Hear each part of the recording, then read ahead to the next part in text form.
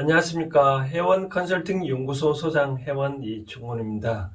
제가 통상 월요일은 이제 불교육 관계에 대한 영상을 올리고, 또 화요일은 시사, 그리고 금요일은 행운을 드릴까 후일담 형식으로 하고, 가끔 수요일 목요일 날 재테크 차원에서 얘기를 하는데, 제가 꼭 인문학 쪽으로 강의를 영상을 만들다 보면 재테크하고 인문학 무슨 상관이냐라고 말씀하셔서, 저는 앞으로 수요일 목요일은 이런 주제로 한번 얘기를 해보고자 합니다. 뭐냐면 생활 속의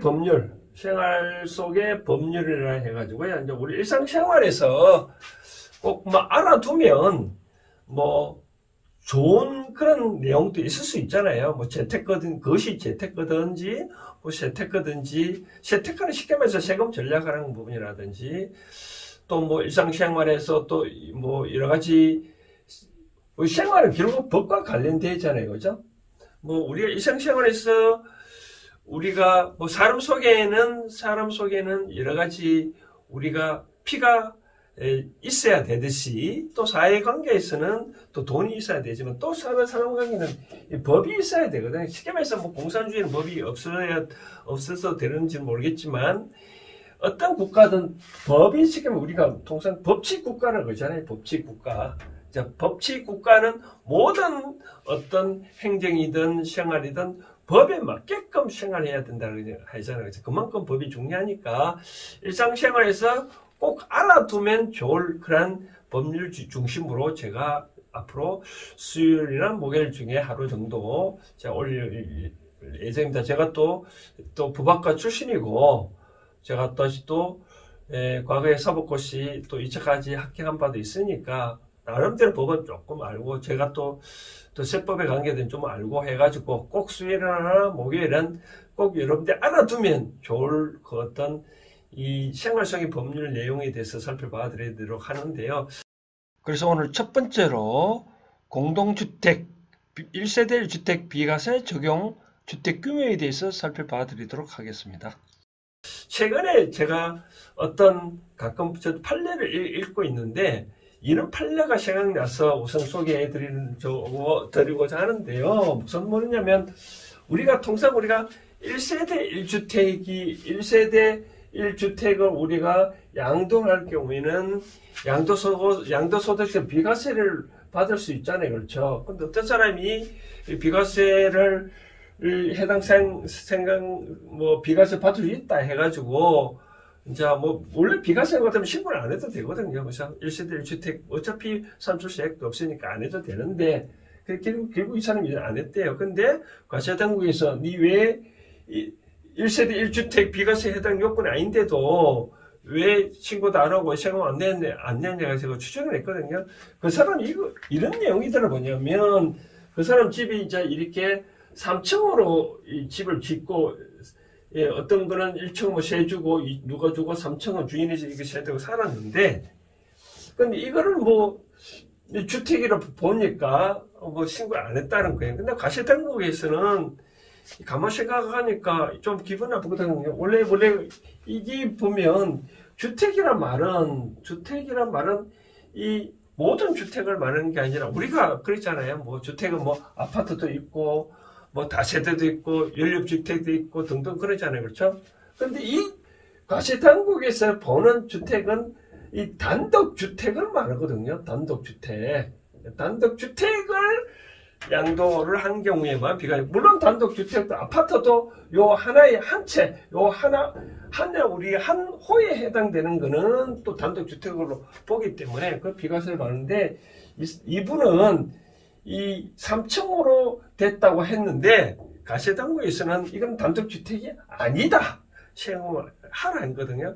그래서 그렇다면 제가 말씀드리고, 그럼 단독주택이 뭔지, 또 공동주택이 뭔지 먼저 알아놔야. 근데 이 사람은 또 왜 이런 문제가 있냐면, 통상적으로 제가 먼저 설명드리는데, 단독주택은 이 사람도 잘 아는 것 같아요. 근데 3층 이하를 주택을 단독주택으로 합니다. 그래서 4층부터 넘어가면 우리가 뭐냐면 연립주택이니 다세대 주택이 이런 포함이 되거든요. 아파트는 5층 이하 되니까. 그래서 이 사람이 3층은 3층인데 이 사람이 위에 우리가 쉽게 말해서 옥탑방, 다락방을 지었거든요. 이 다락방을 지었는데, 이 다락방은 일반적으로 이 뭐 건축물의 연면적이라든지 그런 걸 포함 안 되거든요. 근데 다락방을 지었는데, 다락방은 그 청수도 포함 안 되거든요. 그런데 이 사람 그래서 이렇게 집을 이렇게 지었나 봅니다. 그래서 우리가 3층을 짓고 다락방을 이렇게 지었는데, 이 다락방은 요 2층, 3층이니까 여기 다락방을 따져보면 4층이잖아요. 그렇죠? 근데 다락방은 청소 안 된다 해서 뭐 3층이니까 신고를 안 했다, 뭐 안 했는 그런 것을 보는 것 같더라고요. 그러니까 과세된 건 아니다. 다락방도 청소 해당된다 해서 뭐 여러 가지 과세를 했는데, 결국은 그렇다면 뭐 우리가 알아야 되잖아요. 그렇죠? 물론 저도 이 다락방이 있긴 있는데, 그러면 저도 비과세를 못 받느냐? 아니다. 받을 수 있다. 그건 다 요건이 있거든요. 그래서 오늘은 그것처럼 이 주택 규모에 대해서 단독주택이니 뭐 연립주택이니 그런 걸 좀 알아놓으면 좋고, 마무리 부분에 이 문제를 어떤 왜 과세당국에서 과세를 했는지 또 제가 살펴봐 드리겠습니다. 먼저 그럼 주택을 나눠보면 우리가 일반적으로 공동주택을 우리가 사회에서 많이 볼 수 있는 공동주택이 많잖아요. 그렇죠? 공동주택을 종류로 보면 크게 세 가지가 있습니다. 우리가 만약 아파트가 있고, 두 번째 뭐가 있냐면 우리가 연립주택 있잖아요. 연립주택이 있고, 그 다음 세 번째 이제 다세대 주택이 있는데,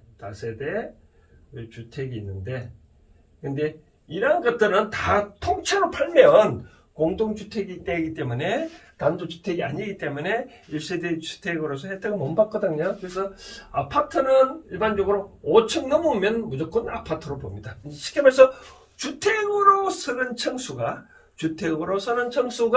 5층 이상이면 이거는 5층이면 아파트로 분류하고, 그 다음 연립주택과 다세대 주택은 4층입니다. 4층까지를 연립주택, 다세대 주택이라고 한다. 그러면 연립주택과 다세대 주택의 차이는 뭐냐면, 이거는 뭐냐면 바닥 면적이 통상 200평이 넘어가면 연립주택이고 200평 미만이면 다세대 주택이다. 그러잖아요. 우리가 200평 상당히 크잖아요. 그죠? 1층 바닥 면적이 뭐 연립주택 바닥 이렇게 메터일 수 있잖아요. 이렇게 있는데, 요 바닥 면적에 다 합해서 200평이 넘으면 연립주택이고, 다세대 주택은 200평 미만이다 라고 생각하면 된다. 그래서 공동주택은 통상 아파트는 5층 이상이고, 또 뭐 고대금 4층까지는 아파트 아니고 연립주택, 다세대 주택이 한다. 그 정도만 하면 될 것 같아요. 일반 사람들은. 그래서 연립주택은 좀 규모가 4층 이하인데 좀 큰 거, 다세대 주택은 좀 더 이 규모가 작은 거를 이제 200평 기준으로 한다. 바로 그걸 그렇게 보면 될 것 같아요. 그렇죠? 그 다음 나머지는 단독주택이잖아요. 그렇죠? 단독주택은 구분을 어떻게 하냐면, 단독주택은 그러면 우리가 아까 다세대든 뭐 연립주택이든 4층 이하를 말하잖아요. 그렇죠? 그럼 단독주택은 뭐죠? 그럼 3층 이하겠죠. 그렇죠? 3층 이하인데, 주택으로 서있는 면적이 3층 이하여야 된다라고 하거든요. 그런데 아까 말한 그와 같이 다락방인 경우에는 이와 같은 거 관련된 법이 다 어디냐? 건축법이 나옵니다. 건축법이 나오는데, 아까 제가 서두에 말씀드렸다시피 이 3층 이하를 말하는데, 이 사람이 아까 뭐 이렇게 3층을 짓고 요게 옥탑방을 지었대요. 근데 옥탑방만 높이가 어찌 됐냐면, 요 높이가 1.5m 해야 되거든요. 청고가 1.5m 해야 되는데, 근데 만약에 청고가 1.5m면 경사지붕을 지었다. 그럼 경사지붕을 예를 들어서 경사지붕을 이렇게 옥탑방에 보면 이렇게 많이 짓잖아요. 그렇죠? 눈속임하기 위해서. 그러면 요 각각 높이가 얼마냐면 1.8m 이하여야만 된다. 평균 높이가. 만약에 여기가 만약에 2m라면, 요 미터면 뭐 1m를 하든 간에 전체적으로 평균 높이가 1.8m 이하여야 된다라고 하고 싶고요. 그렇다 보니까 이 사람은 그래서 이 룰을 따라 평균 높이를 1.8m 지킨 맞춤 같아요. 그래서 그런데 뭐에 걸리냐면, 요게 이 옥탑방 면적이 전체 면적이 뭐가 조건이 하나 이 사람이 까문 같아요. 뭐냐면 8분의 1이어야 돼요. 8분의. 그러니까 이 건축의 면적 중에 8분의 1이어야지. 예를 들어서 전체 면적이 만약에 80평이다. 그러면 요 다락방을 10평까지만 지어야 되는데 사람이 욕심이 많잖아요. 그렇죠? 욕심이 많다 보니까 10평 안 짓고 완전 20평을 지었다. 그러니까 과세당국의 입장에서는 요거 다락방 기준이 8분의 1만 다락방을 인정해 주지 8분의 1을 넘어가면 다락방을 인정 안 해주고 하나의 청수를 인정해 준다. 그럼 청수 되면 뭐야? 4층이잖아요. 그렇죠? 4층이 되어버리면 아까 단독주택이 아니잖아요. 그렇죠? 그럼 그러면 바닥 면적이 200평 이하면 아까 말한 연립주택이 아니라 다세대 주택이 되겠죠. 그죠? 다세대 주택은 공동주택이고 그럼 단독주택이 아니니까 우리가 1세대 1주택 비과세 혜택을 못 받잖아요. 그렇죠? 그러니까 우리가 집을 지을 때 우리가 뭐 특히 조심해야 할 것은 우리가 뭐 요즘 가끔 LH공사에서 뭐 이주자택지 줘가지고 이주자택지 말하면 이주택지를 받을 수 있거든요. 이주택지를 받는 게 내용이 뭐냐면 생활의 근거지를 빼앗긴 분들한테 일단 다른 데 가서 정착하라고 이주 대책의 하나로서 택지를 주는데 그러면 거기서 집을 짓는데 어떻게 하면 통상적으로 4층까지 지을 수 있으면 4층까지 짓는데 1층은 상가로서 써먹고 나머지 2층, 3층, 4층까지는 지을 수 있는데 그러면 주택으로 쓰이는 층수가 3개층이잖아요. 그렇죠? 그러면 이와 같은 경우에도 과거에는 주택으로 보는 층수가 많기 때문에 전체를 주택으로 봐서 비과세 혜택을 받았거든요. 그러면 이와 같이 3층이면 문제가 안 되잖아요. 근데 이거 다락방을 지었다는 거죠. 다락방을 지었는데 높이는 똑같이 뭐 1.8m 맞췄겠지만 요 전체 면적의 8분의 1만 지어야 되는데 욕심이 많다 보니까 8분은 더 지은 것 같아요. 그죠? 8분은 더 지어버렸다면 이거는 주택으로 서는 층수가 하나, 둘, 셋, 4개니까 4층이잖아요. 그렇죠? 그럼 단지 주택이 아니다. 그러면 요거 팔면 어떻게 된다고요? 비과세 혜택을 못 받는다라고 생각되어집니다. 그래서 아마 과세당국에서 이런 차원에서 아마 그 사람한테 추징을 했는 것 같아요. 그래서 그렇기 때문에 이와 같이 뭐 자기는 뭐 어떤 세법을 조금 알아서 비과세 혜택을 본다고 여러 가지 한다지만 쉽게 말해서 그런 거 있잖아요. 뭐 병의 진단은 뭐 병원에 가서 받고 약은 약사한테 제조를 하다시피 요즘 법이 너무 많잖아요. 그렇죠? 법이 너무 많고 또 그러니까 저는 또 여담으로 생각하는 이 법이라는 글자를 보면 법이라는 글자를 보면 재밌잖아요. 그렇죠? 이 삼습의 물이고 요 글자는 갈글자잖아요. 그러니까 물은 하늘에서 비가 내리면 계곡 산 높이에서 결국에 흘러서 바다로 가잖아요. 근데 이 물은 큰 돌이든 작은 돌이든 다 거부하지 않냐고 다 지나치잖아요.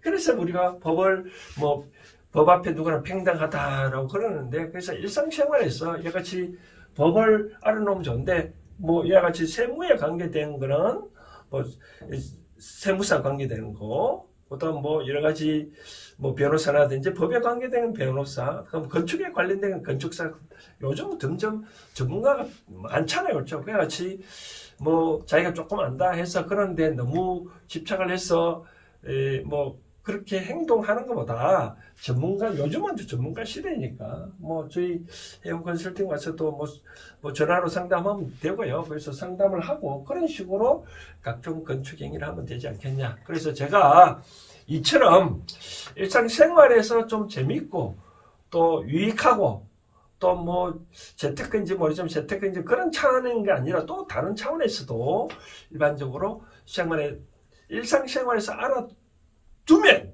좋은 어떤 유익한 지식들 중심으로 앞으로 계속 수요일이나 목요일 좀 양일간 하루 정도로 제가 이렇게 계속 앞으로 올릴 예정이니 계속 관심을 가져주시면 감사하겠습니다. 오늘은 여기까지 하겠습니다. 감사합니다.